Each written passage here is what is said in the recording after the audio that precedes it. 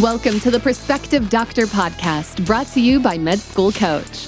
Pre-med and medical students alike are encouraged to tune in each week for tips on how to become a strong med school candidate, gain acceptance into the school of your dreams, and succeed on your journey toward residency and becoming a doctor. Hello, everybody. I'm super excited, and we have a wonderful guest today, Dr. Max Madhere, and he is an anesthesiologist. I'll actually let Dr. Madhere tell you a little bit about himself. Hey, hello, everyone. My name is Dr. Max Madhere. I am a cardiac anesthesiologist. I'm originally from Brooklyn, New York. I was raised in Washington, D.C., and I'm a product of public school education my entire life. While in high school, how did I end up going into medicine? Well, basically, I was a volunteer. To graduate from high school, I had to volunteer at needed 200 hours to basically graduate. And at the time, I really didn't know what I wanted to do. I just know I wanted to try to rush and get those 200 hours done as fast as possible. But the biggest blessing for me came the fact that the volunteer site that I chose was across the street from from my high school. And that hospital was Howard University Hospital. And from there, what happened was I saw, Black doctors taking care of Black patients. And it was something for me at the time, which is really invigorating and exciting. And from that point, I just knew I was just going to be a doctor. I just liked the fact that I saw doctors in positions of leadership. And I just thought that was so empowering for me at the time. So that's what led me making that decision. I ended up going to Xavier University of Louisiana, which is the number one placer at the time, was the number one placer for African Americans in the medical school. Mm-hmm. And I just grinded when I got there. And I followed my dream, chased my dream, and here I am today. Long story short, I ended up getting into medical school. I didn't get into medical school on first attempt. I ended up having to take the MCAT, I think a total of 3 times.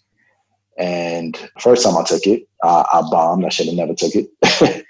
And the second time I took it, I did a little bit better, but I think my verbal reasoning score went down. And so I still felt like, even though my score was better, there was some gaps in my knowledge. Taking the test, I just didn't feel confident. And so what I did was I ended up going to a program called MedPrep. And that MedPrep was in Southern Illinois University. I did that for a year. And doing that for a year, just taking my pre-med courses, focusing on nothing but preparing for the medical college admissions test, put me at a competitive advantage, I felt, or gave me the confidence to know that I can do well on the standardized test. And from there, I got accepted into Howard University College of Medicine. And I went there because I felt like, it was like coming full circle for me, just going back home from where it all started, for what was the initial catalyst for me. And I basically thrived there. I did well. And I ended up matching into anesthesiology. And I did my residency at Henry Ford Hospital in Detroit, Michigan. And there was a reason for doing that. I thought that, I wanted to go to a place that I was going to basically see everything. And at the time, that program had everything. They had liver transplants, heart transplants, everything. And so I went there, I did my residency and fellowship, and here I am today. I'm board certified cardiac anesthesiologist. I practice in Louisiana. This is where my wife is from. So everything just came back full circle for me, really. That's an amazing story. And it is really like a small world for me, because you hit on a lot of key points. First of all, my family's from DC. I'm a PG County girl. So there's that. Okay.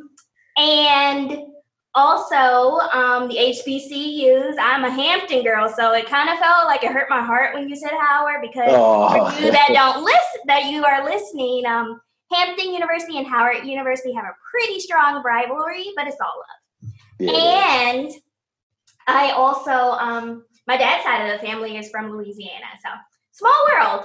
On the other realm, you brought up something that's also very important. You mentioned that you didn't do as well on the MCAT on the first attempt, but you tried and you reassessed where you could do better.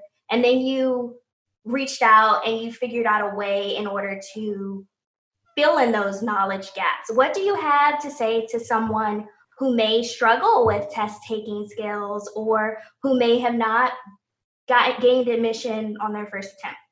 I think that's a great question, but I think a lot of test taking skills, and I'm going to answer this question frankly because I get this question from a lot of people on all sides of the spectrum, right? And I think a lot of it has to do with, just like anything else in life, a lot of it has to do with strictly preparation, how prepared you are.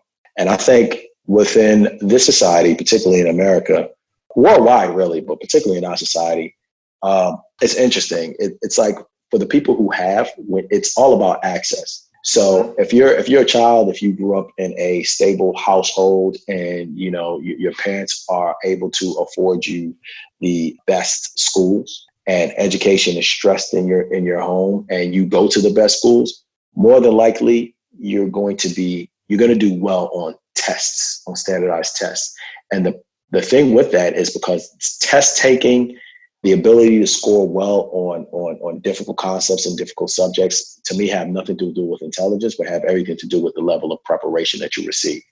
Mm-hmm. So if you're privileged enough to receive that high standard from the time that you're in the pre-K, and it transverses through, first, second, third grade, and it goes through middle school and high school, more than likely, when it's time to take these standardized tests, you're going to perform better for somebody who may have not necessarily come from the best schooling or the best environments. Now, is your life written up to that point? No. So what you have to do is, like you said, you have to be able to assess, and you have to be able to say, hey, you know what? I may have had some deficiencies and some knowledge gaps, and now it's time to play catch up. So sometimes it just takes people a little bit longer than others because they're trying to fill in gaps that the people that you're competing against on these tests have received at a much earlier age. So the question becomes is like, for me, is like, yes, I had to be honest on where my deficiencies were, and then I had to apply myself. So for somebody who may have had the privilege of going to the top private school or the top public high school in a top school district, they may have gotten those building blocks at a much earlier age. So when it's time to actually sit down and take the test, all that stuff is review for them. And they may have to do maybe 30 minutes. Where somebody like me, it was like, I'm going to immerse myself and try to focus and address my deficiencies and get the help where I need. So it's going to take me a year. But whether or not it takes you a year, 2 years, 3 years, you have your whole life ahead of you. And when you keep that in perspective, and you work hard and you really want something, it's out there for you to go get it. I think that's a very poignant point.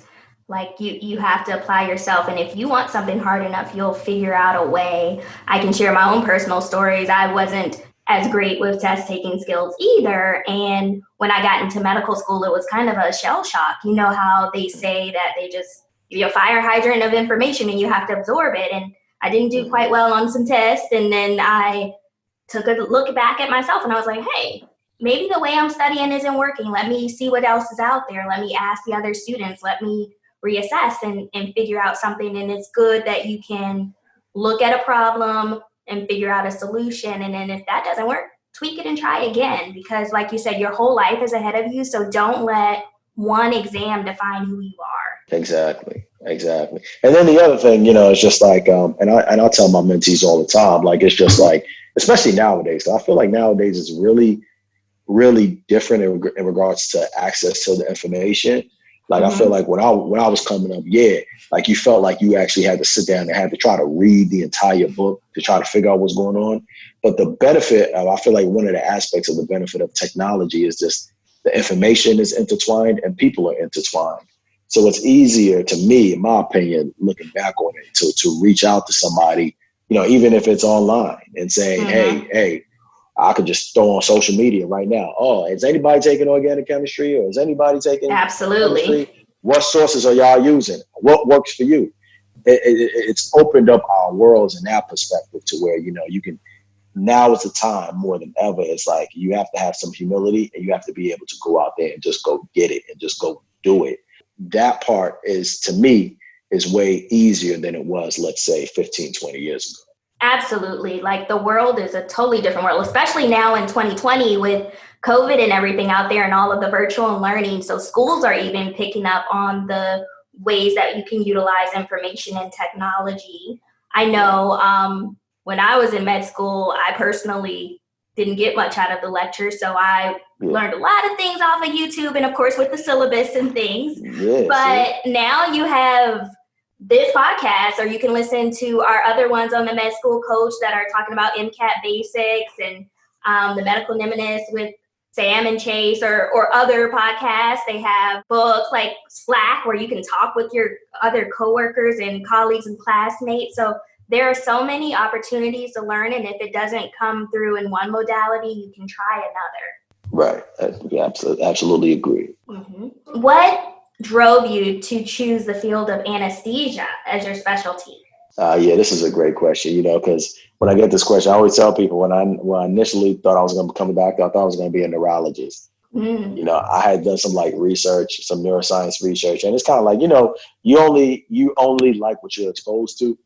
So at the time I was just like, well, I was interested in neuroscience and I thought I was going to be this big neuroscientist. And it wasn't until my third year of medical school when we actually started doing the clinical rotations, and I was able to really shadow a neurologist. And no disrespect to neurology, I think it's a great field, but it just wasn't, I didn't think it was going to be a good fit for me from the perspective of I'm not a person who necessarily, my mind wanders in a clinic setting.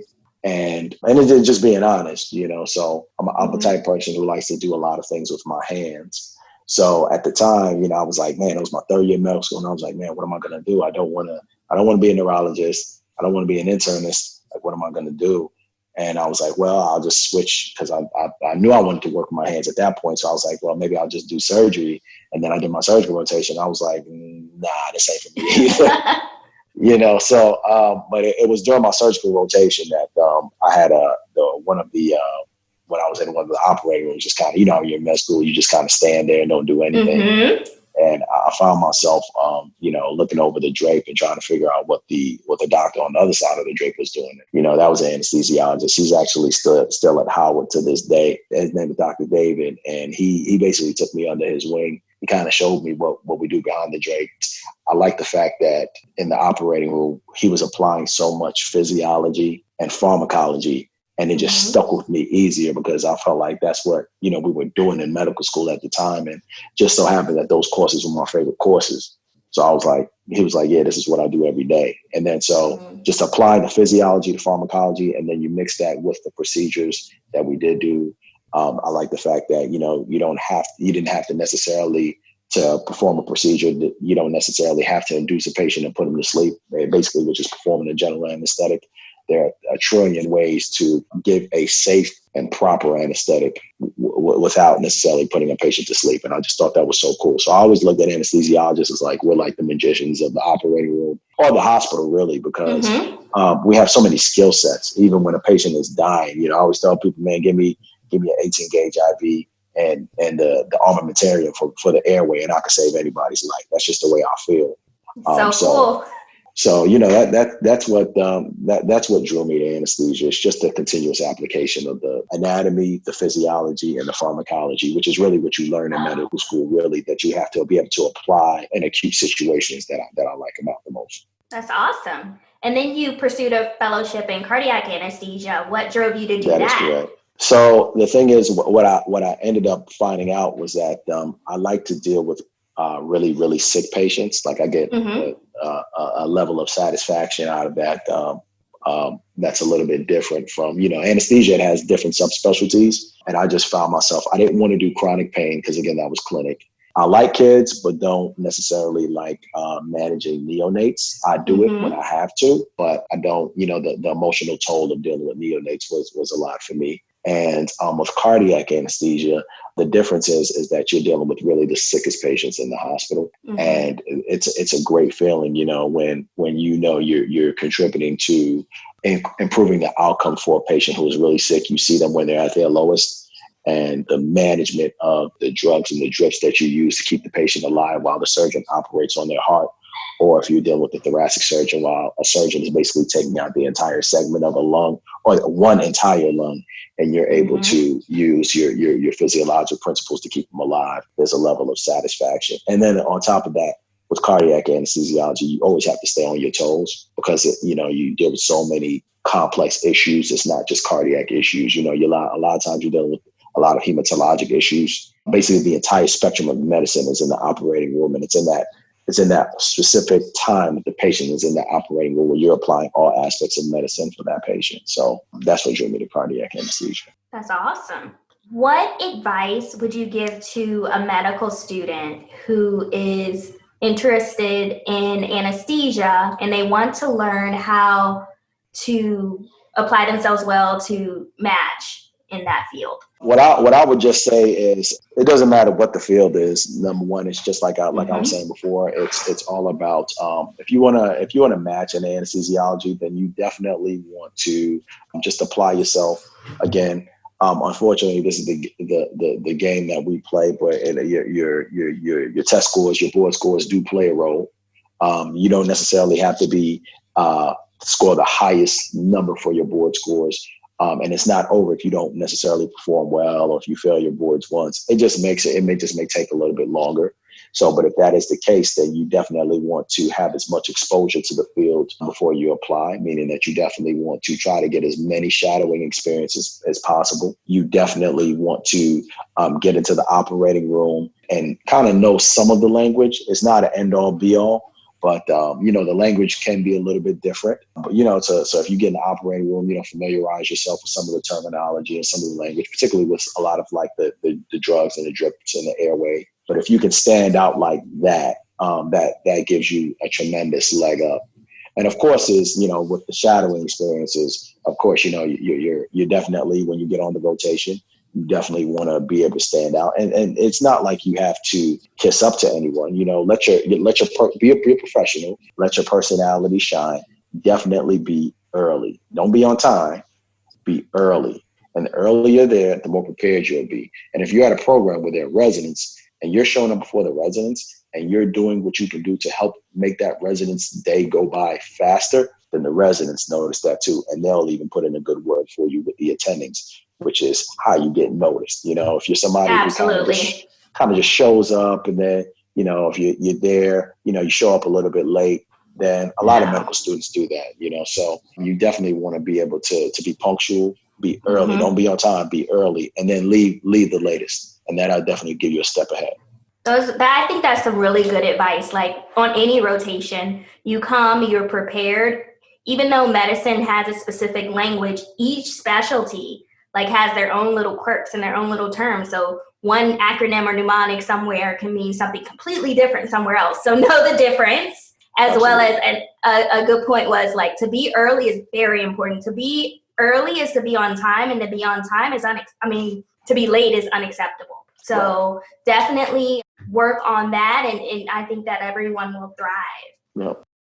At Med School Coach, we know that getting into medical school is hard. In fact, 60% of pre-meds who apply to medical school don't even get accepted. And if you want to get accepted into a top medical school, it's even harder. It's a complicated process, and even students with great grades and MCAT scores get left out. That's why more students than ever are turning to Med School Coach for admissions advising. Our advisors are all physicians and former admissions committee members, so they know exactly what medical schools are looking for. One-on-one admissions advising from Med School Coach makes all the difference. Our expert team will help you develop a game plan, prepare your application, edit your essays, and coach you for interviews. Every pre-med has a story, and we'll help you tell it so you can stand out from the crowd. Visit us online at medschoolcoach.com and use offer code PODCAST10 to save 10% up to $400 on a Med School Coach admissions advising package. You can achieve your medical school dreams, and Med School Coach can help. So, can you tell us a little bit about the Pulse of Perseverance? Oh, yeah. So definitely. So Pulse of Perseverance is my organization that myself and my two best friends started. It's an organization that's dedicated to empowering and inspiring young Black youth by giving them a blueprint and resources for success. And our blueprint is essentially a book that we came out with. The book came out in the beginning of 2018. And the book just kind of chronicles and journeys, gives an insight into the young Black male experience when trying to overcome obstacles. So, everybody has their own journey, but our journeys are so distinct from one another. But it shows like a period of time where we were in 3 different cities, but we were all going through these challenges that are very similar to the Black male experience. So we chronicled that in the book, and it was a very authentic book. So it did relatively well, and it got some national media attention from it. So the book has sold well since then. And we use the proceeds from that book to do 2 things, which is, like I said, give the resources. One of the resources is we give a monthly scholarship every month to a deserving student. They have to be in high school or college, but they just have to be able to show that they're dedicated to changing the narrative, their respective communities where they come from, and shifting the culture within Black America. The other resource that we're very excited about is basically we're going to be forming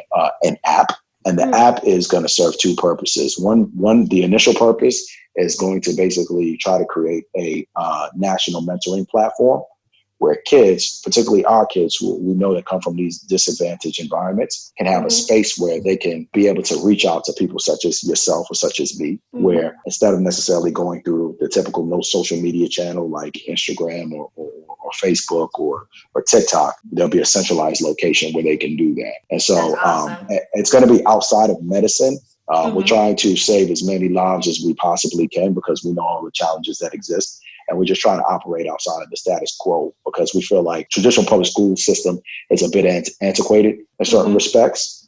And the kids, when you're a mentor and you're passionate about this stuff, when you go out, and we've gone out and we talked to so many kids across the country, and the narrative is still the same in terms of how they view success and what people they determine who are successful. And most of the people that the kids determine who are successful are still athletes or entertainers. And so we're trying to open up their mind frames and show people like ourselves who are tangible that they can reach out to. So if they have a question, they don't necessarily need to have access to that doctor or that lawyer or that entrepreneur or that CEO. If that person is not in their family, they don't have a chance. Now they can have a chance because they can directly interact with these people, and the people who are dedicated to the platform can mentor as many people as they possibly wish to. I think that is phenomenal. It's quite ironic that this past weekend I participated in a hackathon, like pre-conference, where it was involving MIT and different thought leaders from the medical field and a lot of other like engineering fields, education and things. And a lot of topics that came up was talking about our discussion point was how to defeat racism in healthcare and how can we leverage technology to do that. And we were doing a lot of brainstorming, and I don't know if the listeners out there know, but Black physicians only compose about 5% of the medical physician workforce. And that number, like for Black women, it's gone up from about 2% to 4% since 1978. And Black males has actually gone down since then. So we're out there and we're trying to encourage people to mentor so that they can see what is better. But we can't do it alone because, like we said, there are only 5% of us out there. So 95% of people also can work to help improve the workforce, improve mentoring, and bring everyone together to just do better than what we're doing in 2020, to be honest. Yeah. And that's the thing, it's like, it's true. And it's like, that statistic, I'm very familiar with it. And then so it's just like the definition of insanity. If you just keep doing the same thing, you're going to get the same results. So it's just like we want to try to find innovative ways to, expose our youth. Exposure is everything. Mentorship is everything. And we know that, when a kid, specifically a kid from a disadvantaged background, has mentors in their lives who are successful, their odds for success increase drastically. So, the very few of us that are out there, there's so few of us and we're out there and, but our level of activity differs based on, what's going on within our personal lives at the time. So we really just want to say, like, I dedicate a significant portion of my life to mentorship because it's something that's important to me, but I can't necessarily judge somebody else if they're not as passionate about mentorship as I am. But I think everybody knows that, particularly with everything that's going on today in the societal realm, how do we make this a better society, a more equitable society for our kids. And so everybody knows they can do a little bit more. And if you get everybody doing a little bit more, then the chances for, changing societal outcomes changes drastically. I totally agree. And I totally agree with your statement as to everyone may not be as passionate as you or I about mentorship and getting out there in the community. But since this is a medical podcast, we can all be mentors, just like we're all leaders in healthcare. Right. So if there's a student that's on your rotation that's struggling with you, or in the clinical world or something, reach out to them if you're doing well at that. If you're at a senior resident or upper level student, and you see someone who is new on the rotation and might be slipping, like they're late or they're not prepared, maybe pull them to the side and not be pushy, but say, hey, like, this is how I've been doing okay. Like, maybe you can do this. So we each can give back to one another, and it may not be on a grand scale, but you too can influence the future of medicine. Absolutely. Like, it's true, you don't want to just like leave the door open. You want to kick the hinges off. So in order to knock the hinges off, just like the door was left open for us, we need to, that door, that crack hasn't budged the past 40 years. Absolutely. So we just have to get into these spaces where, we have to sit at these tables and make these decisions, and then make sure that, we're providing pipelines where our kids are actually prepared when they enter into these spaces, because that's a whole different conversation, and nobody likes to talk about that. It's kind of like, again, why haven't things changed? Well, the majority of kids who are coming from disadvantaged backgrounds, particularly if they're minority, you're telling them that they have to compete with these kids who, are coming from the top schools, and then they have them turn around and say, okay, well, what's wrong with these kids? See, this is what the issue is. No, the issue is in the whole, it's systemic and structural racism. That's the issue. Like, and this, I don't want to take too much time with this, but, because I'm so passionate about this stuff, sometimes it just, comes out. But it's kind of like, you talk about like structural systemic racism. Well, what does that mean? What that means is that, the people living on, I don't care where, any city, you could point in any city and you could say, okay, why isn't the curriculum the same for all the children within the school system? Like, why is the school system poor? Why, like, who are the teachers that are training these kids? Why aren't they qualified? Like, all of it ties into one. Like, we're so interwoven in society that, what we've done is you've created a society of haves and have-nots. And then so if you want to be quite frank and quite honest about it, it isn't a surprise like, oh, like a Max and Madhere or my partners like Pierre Johnson or Joseph Simeon. Like, if you look at what we had to go through, we had to go through the needle of the eye of the haystack. And then we had to, work so much harder than everybody else to be where we are. And not saying that, that's a testament to us as men, but at the same time, when you get into these spaces, you see how other people didn't have to do that, so it's kind of like there's this level of separation there. And again, it doesn't come down to intellect. It all comes down to preparation. And I don't care, I always tell the kids this, and this is not my opinion. This is fact. Right? I don't care what it is that you do, right? If you dedicate 10,000 hours to it, you'll be pretty proficient at it. I don't care what it is. So, if you have kids and you dangle Beyonce or Jay-Z or the hottest rapper out, and that's all you dangle out in front of them, and you say, well, this is success. Well, the majority of the time, that's what they're going to try to do. They're only going to emulate what they see. So, if that same child, if he tries to emulate that athlete or that entertainer and they dedicate that many hours, they're going to be pretty good at it, right? But if the same child, if they put 10,000 hours into whatever the field of their choice is, they're going to be highly proficient and good at that too. You get most of our boys, if you put them in the spaces where they dedicate 10,000 hours to higher level education, then they're going to be scholars, But, you have to be able to have the village committed to that as well. And the problem is with, the village surrounding our kids, it's just not as strong as it needs to be to make sure, they stay on the right course and the right path and realize how do you play this game and how do you succeed. I completely agree with everything you said. And I appreciate that you were so open and honest about what's actually going on in our society. There are, like, our numbers are abysmal for Black doctors in medicine, and there is no excuse for them to be this low. Like I mentioned, for Black men in particular, the numbers have gone down. Like, how do you go from being at the very bottom to being beneath that? That's ridiculous. You want to talk about that? Can we talk about that? We can talk about it. We can talk. We got time. So we can talk about it. Okay. So, all right. So I love that. I love that discussion too, because I will tell you how. I will tell you this. Since 1977 or 78, right? When they pulled those statistics, what's happening is that, everybody thinks we live in a colorblind society, right?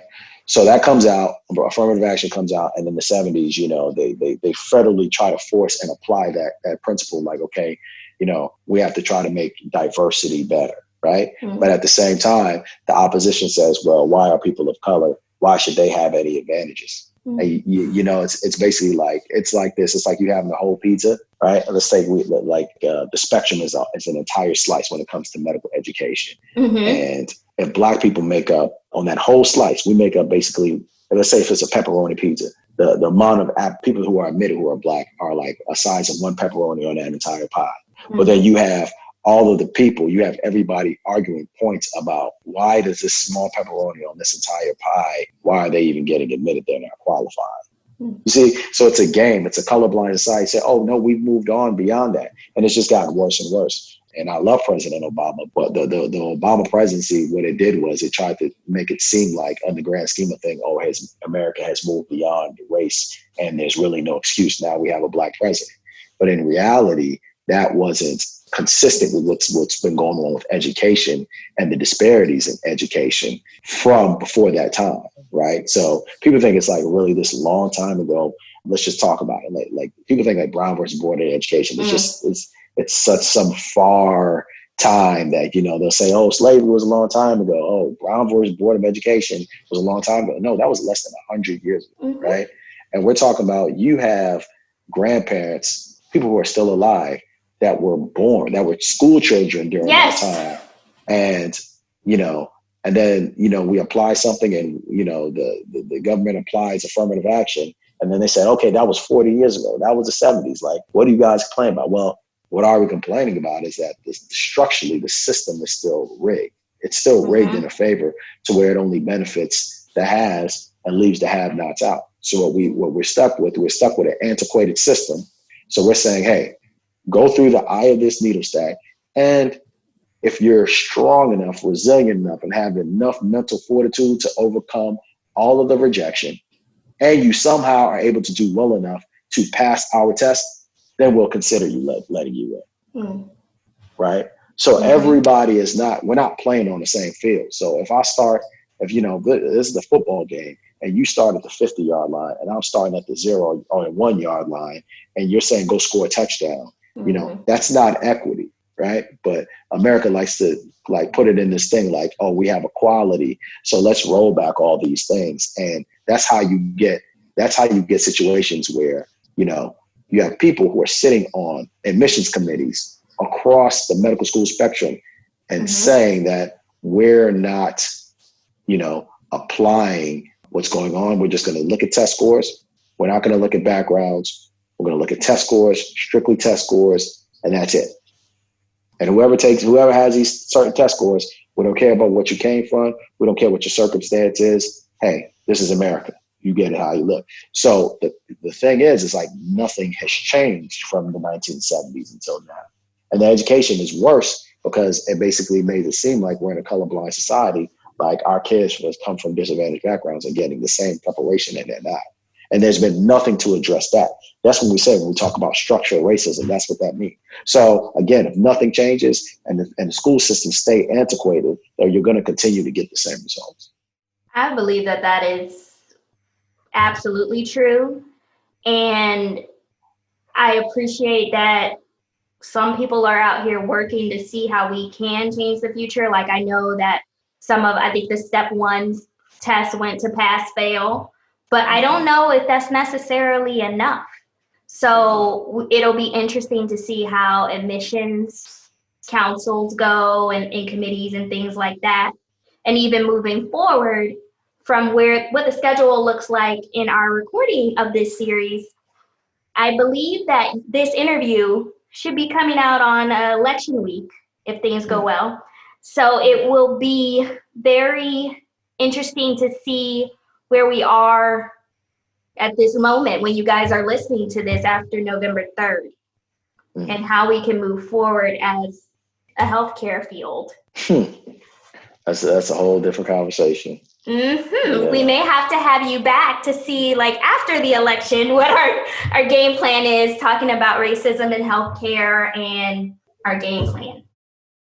At Med School Coach, we know that studying for the MCAT exam can be challenging, especially for busy students on the go. That's why our team created MCAT Prep, the only all-encompassing study app built specifically for the MCAT. MCAT Prep by Med School Coach provides student access to extremely high-quality content and a personalized curriculum for free. The app has more than 250 videos, 1,000 flashcards, and 1,000 unique MCAT questions. Plus, MCAT Prep by Med School Coach allows students to create a personalized study schedule and track progress over time. You need every competitive advantage you can get to get into medical school, and now you can put the experts from Med School Coach into your pocket. It's the closest pre-med students can come to a personal tutor without spending a penny. Download MCAT Prep by Med School Coach for free at medschoolcoach.com/MCAT. Or download it directly from the Apple Store or Google Play Store. You can achieve your medical school dreams, and MCAT Prep by Med School Coach can help.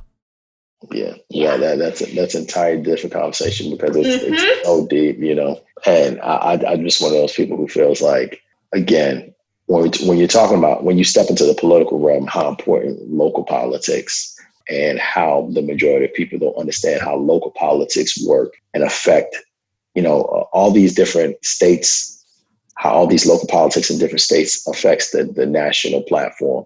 And so presidency is important, but when you realize like who's really pushing the keys behind every time progress is made, how the people who are in these true important positions, how they can just roll things back, take them away, put up things like gerrymandering, shrink school districts, use political dollars to basically figure out how how's the opposition going to have an advantage.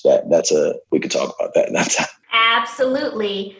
I've really enjoyed talking to you today, and I think that you brought up some really valid points.